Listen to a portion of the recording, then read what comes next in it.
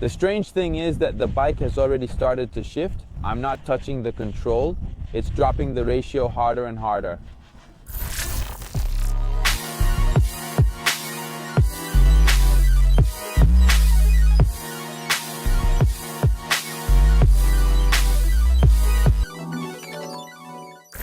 Hi everyone and welcome to this new video. Today we are talking about the biggest and most important news regarding the e-bike world of 2023. If until now the two drivetrain giants Sram and Shimano had not completely entered the e-bike world, today however, this moment has arrived as Sram unveils its new powertrain. Sram did not want to start from scratch, thus creating a motor totally by design, but instead relied on another e-bike system's giant Brose, taking the brand's flagship motor and creating its entire custom system around this SRAM-owned battery with firmware that manages to link both the propulsion system, so the actual motor, with the drivetrain. So all these little upgrades, these innovations that have come out over the years of SRAM then led to this new complete system. So UDH Droput, finally the T-type drivetrain that works in direct connection with the motor with a power of 90 Am of torque that can be modified through the app, and many small innovations that make this system very interesting. The screen is what we have already seen on the Levo. It's a little bit different in terms of the buttons. The screen is for all intents and purposes the same in color, very clearly visible even in broad daylight. And from here we can control through the access controls that we've already seen for the T transmission. Type all the settings, of course, in addition to the app. On the left control, we can go to operate the telescopic. Very, very simple. We know it. And we can go to select also the help walk little tidbit on the rear wheel. There is no longer only one sensor that goes to read the movement of the bike, but there are as many as 6 that go to integrate to the Attachment Classic 6 holes from our disc. This allows the bike to read much more easily the movement, and then makes the walk mode operate sooner and allows us to be a little more comfortable in tricky situations when maybe we are uphill with the bike hanging. It's all much easier. One of the biggest differences compared to a classic e-bike are the modes. If in other systems we see 3, 4, 5, 6 modes of motor operation, here we have only 2. We have the range, so designed to increase a bit more the durability of the battery, and the rally, the one a bit more aggressive with the maximum power that here however is given standard to 85%, unlockable then through the app up to 100%. Don't worry, because we already have it set to maximum power, because I really want to see where this engine can go. This however makes you realize that customization is one of the key features of this system. And so we can go and select modes based on our driving style, to our style of use, to our group of friends. We can do what we want, maybe make 2 modes, all eco to save more battery with a small disparity between the 2, or go select maybe a full power mode and a fully lowered mode to just do as much elevation gain and miles as possible. Last treat, but not least precisely, the connection between gearbox and motor is the auto shift. We have a cable that directly connects the motor to our transmission T-type, and this allows us to have some really very cool features. The auto shifting, so based on our cadence the motor will select an appropriate ratio, but there are also other data that the motor perceives this. SRAM, unfortunately, you did not want us to reveal, and then it will go to change ratio, trying to get to the ideal ratio. Also here we have the customization, because we can choose how much more or less this value can be aggressive, and then go according to our pedaling style to select the mode that we like. The most last but not least cool feature of this powertrain is also the coasting mode. So if, for example, we are in a very fast downhill, maybe with a proportion very long, and we see in front of us a small tier coming, the coasting allows us to go to change ratio without the need to pedal. So we select or downshift the gear, and the engine will spin the transmission, allowing precisely the gearbox to move on the cassette. This is a very, very cool feature that, in my opinion, as soon as a rider gets the hang of it a little bit, it can really make a difference by allowing us to maybe not take those climbs, those super steep death drops at a very low cadence, and then optimizing, then pedaling efficiency. I already know that many of you will have questions, and these might be the main ones. First of all, can you take the battery out? Yes, you can remove the battery, because the majority of the brands that will collaborate with SRAM, in my opinion, will use this configuration. So motor rotated upwards and the possibility of removing the battery. You can recharge it via the usual side port that we know very well, or recharge directly the battery without the need for adapters. And this is not bad at all. The cable feeds directly to the gearbox. For now, if we turn off the bike, the gearbox does not work. This is not something that really makes me crazy, because I know many of you pedal the bike off maybe on flat sections, or maybe even to save the battery as much as possible, but it is possible to put the recovery mode of the motor with a simple click. The motor doesn't work, it doesn't give power, but instead the gearbox gets the power it needs to operate. They are small features that, in my opinion, then in the development phase after the launch, will be implemented, in my opinion, in the software. But in the unfortunate case you run out of battery, you still have 2 hours of autonomy, because obviously the battery saves some energy to run the gearbox. But if you are even more unfortunate and you also finish those 2 hours of use, you can very, very quickly remove the battery from your telescopic recorder and put it directly in the transmission. I hope you don't end up in this situation, because it means you are really lost in the middle of nowhere. Having said that, big boys, I hope I have explained a little bit about the main features of this Sram Powertrain, but now comes the good part, because I too am super curious to try it, since this is the last day of the bike connection. The others have all already done their tests. They told me things, and I am also super curious to get my hands on it and go try it together with you. Let's change and go ride. Okay, kids, ready to go? We set up the bike sag and everything else. Position levers advise us to start in range mode. I got the power put on 100% with auto shift on in medium mode, so then we can go adjust it from here, from the controls.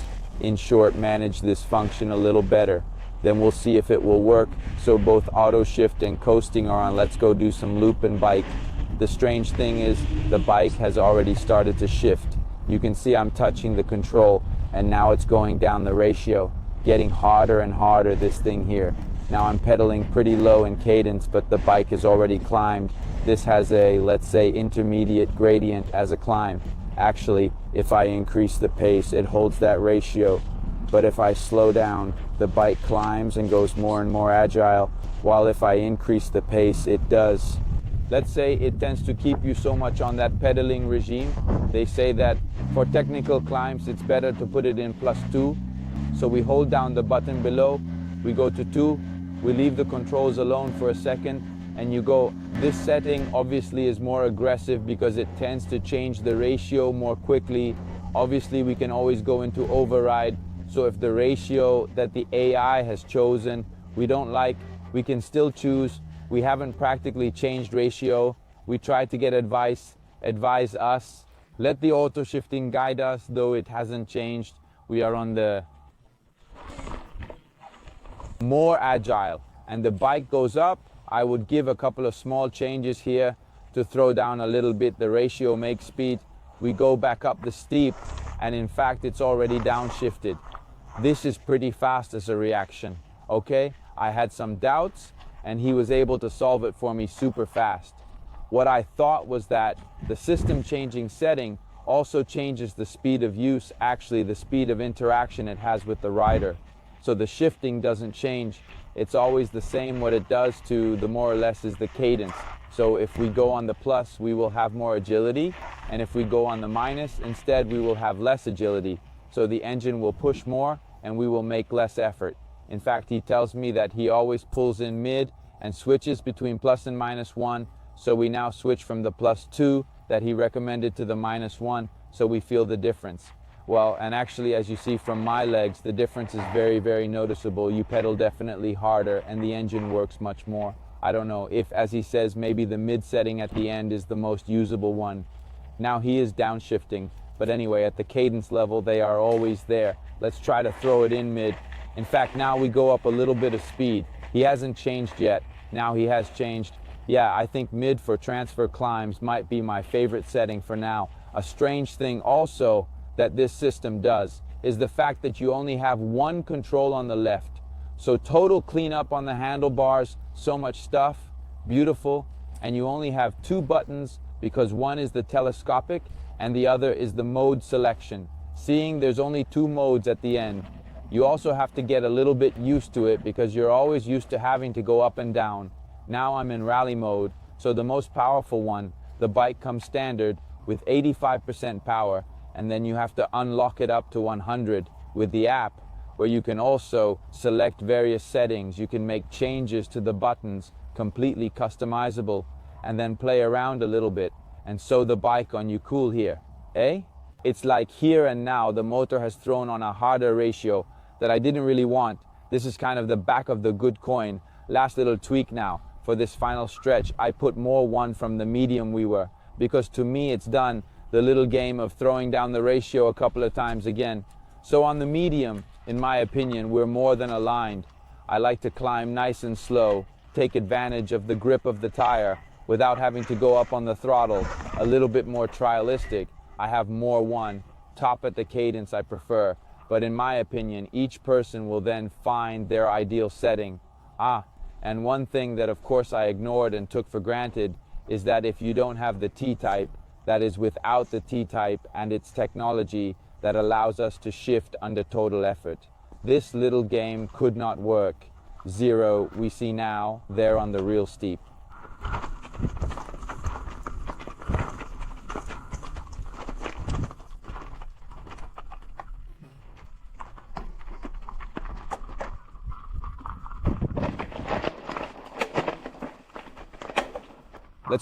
Let's try this section.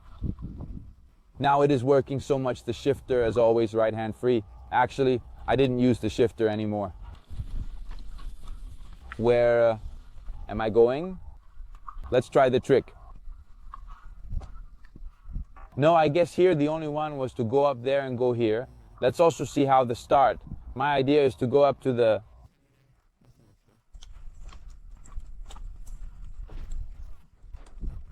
left. I would say no at this point. Let's try the walk. Let's push the bike and it should start going. You feel like it goes, it's there, it's there. Not bad. Here is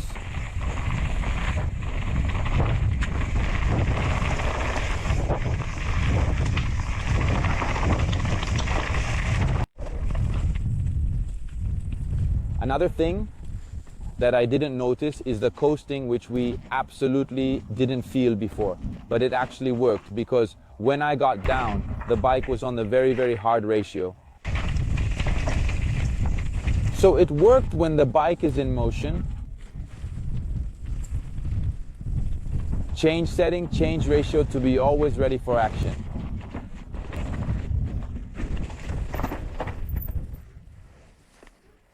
Very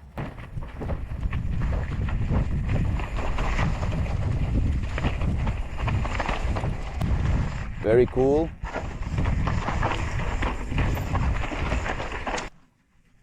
Here this is a problem. We are in the hardest gearing, so if by chance you make a sudden change of direction, you struggle a bit. However, I tell you, for now, I have completely or almost forgotten about the shift knob, and I'm making the control unit do everything automatically. So I must say, not bad, because if I don't even feel like or idea to change gear, very, very good. One thing that disappointed me a bit instead is the speed with which the motor responds when we are stopped and we have to restart. I thought that having 6 sensors on the hub was much faster. The response instead. Let's go. Anyway, I don't know if you remember him, who's been following the channel since the beginning of time. He's Pete, a Scottish guy who's been in the mountain biking world all his life. He's also had numerous appearances in very important videos with Steve Pete and the whole clique of Brits from a healer. And we met him at the Ebike event in Greece when I decided to open the channel. He's really a real nutcase anyway. Power we have. It's hard, huh? We are doing things extreme. Anyway, power he has some. But that was the least of my doubts actually, because we know this engine very well from the dawn of time with Specialized. So at the torque level, there is some. And with the rally, 100%.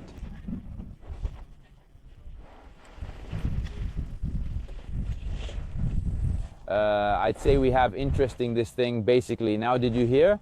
I did that little bit of chugging there on the tooth, and the engine thought it was picking up the pace.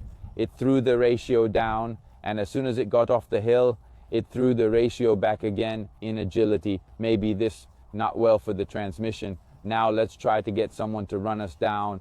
I want to try the little bit of climb here in auto shift. But like right now, I'm a little bit hard though. It's shifting.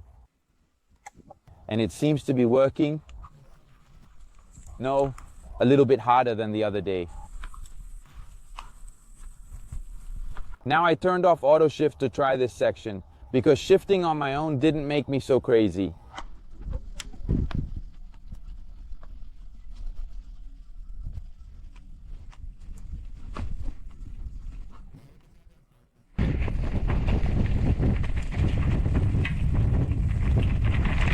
Coasting works.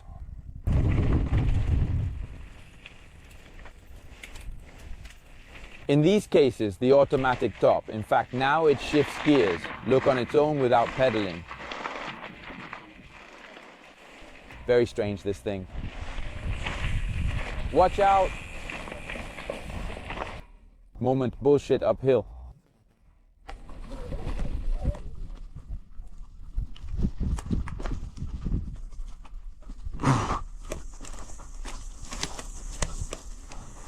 Ragazzuoli returned to the hotel, and final considerations on this new Sram Powertrain overall. I must say, bombissima. Really very, very nice, the idea of power shifting. And in my opinion, super integrated. Unfortunately, I didn't have the chance to try Shimano's version of this system with the auto shift. The guys told me it's a little bit different, and I hope in the future I can try it to have a comparison, because this is the only system with auto shift.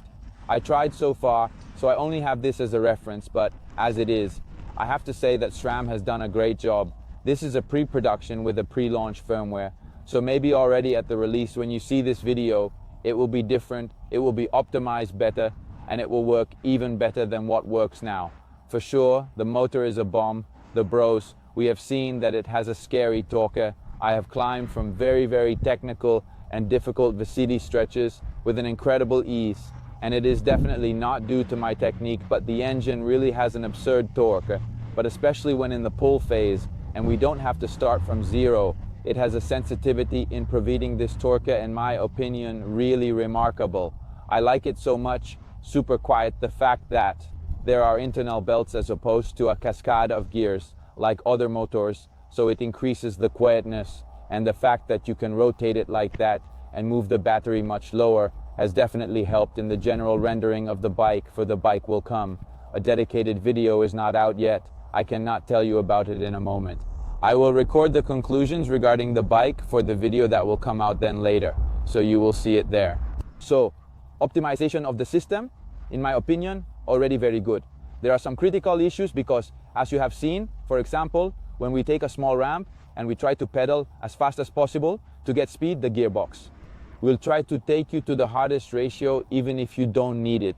And so if you are a bit more experienced, in my opinion, you will need to set the parameters very, very well, with precisely the possibility below to choose how much the auto shift will carry the ratio, whether more towards the agile or more towards the long ratio.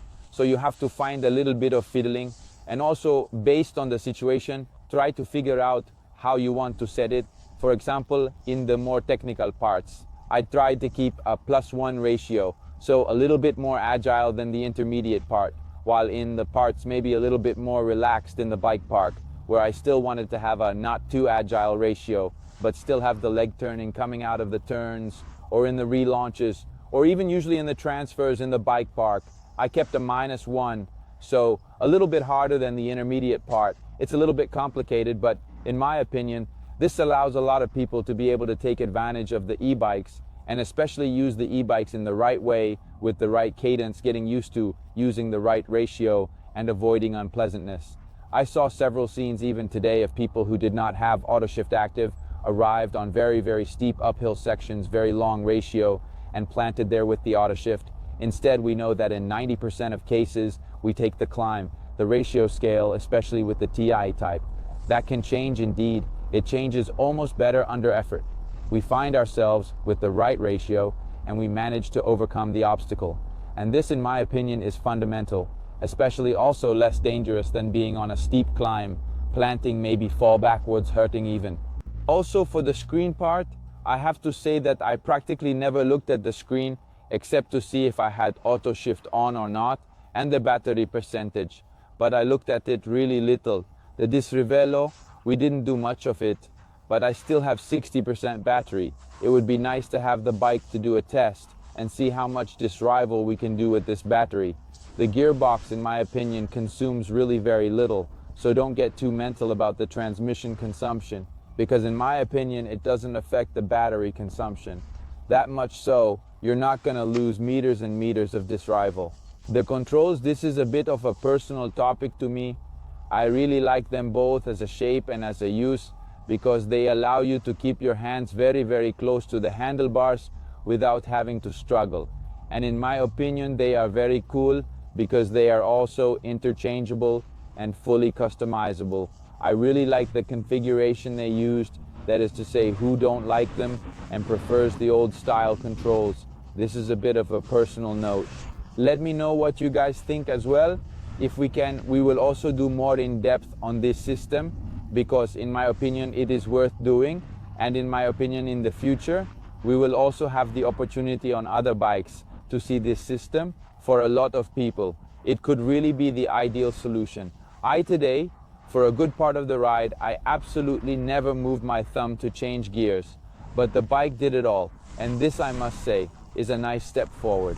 So if it's your first time here, subscribe to the channel. Here in the description you can find all the info about the new SRAM motor, so you can be a little bit more up to date, maybe if in the meantime some new thing has come out. And we see you guys at the next soon. Subscribe and leave a like and a comment, and bye.